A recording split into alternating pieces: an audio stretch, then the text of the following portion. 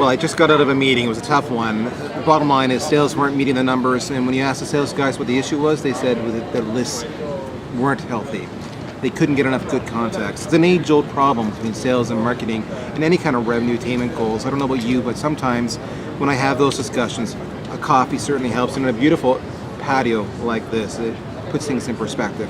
But back to the problem at hand. How do you fix a list? How do you build it fast when you don't have much of a list?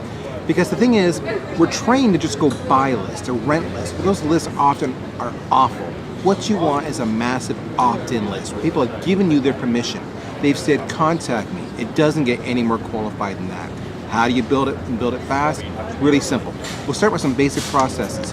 You get your inside sales guys, your outside sales guys, your marketers, at every single chance they're talking to somebody, to ask them for their contact information, their email address, their Twitter, their LinkedIn. Don't be shy. No excuses, no exceptions. You have to ask.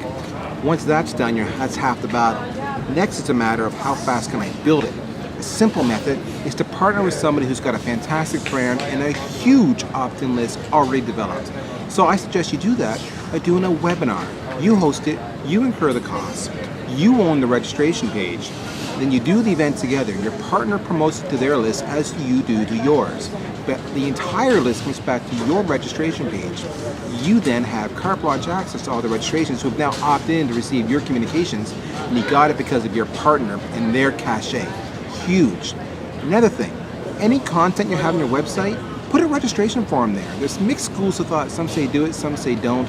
Listen, if you do it and you use a system like a marketing automation system, it only asks them the first time for their information. After that, it remembers who they are and you never have to bother them again. The trick there is don't ask for a lot. First name, last name, email. You can get the rest with phone calls and email follow-ups. Don't be greedy. It's when you're greedy that they actually skip the form. What else can you do? Well, you can actually have a sign-up form to opt into future updates on every single web page on your site at the exact same location, all right? What else can you do? You can actually offer incentives to opt in. If you opt in now, you'll get the latest stats and trends and measurements and numbers and best practices on the widgets that you want, all right? So incent them to do it. Make it worth their while. Maybe they don't want to do it, but they want that widget that you're offering.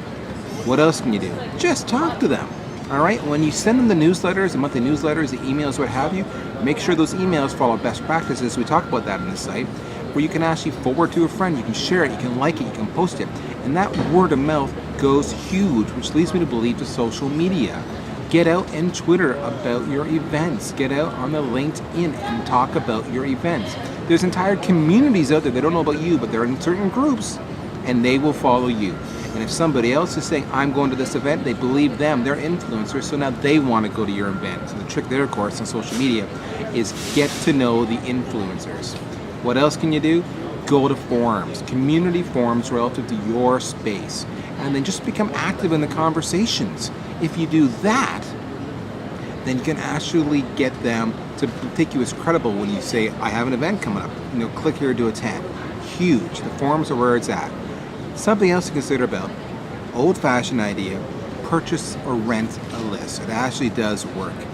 The trick when you do the list purchase, though, is to be specific. Find a magazine or an opt-in list relative to your community, and then take the time to either do with your own inside resources or externally by outsourcing, get the list cleansed.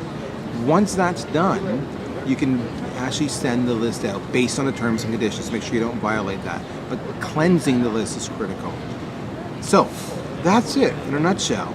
You can build your list to thousands of people within months, but it will take months. But a year from now, you won't have this problem with sales leads. It's going to be, what do I do with all those sales leads? So that's it for now. I'm going to go back to work shortly. In the meantime, have a great day.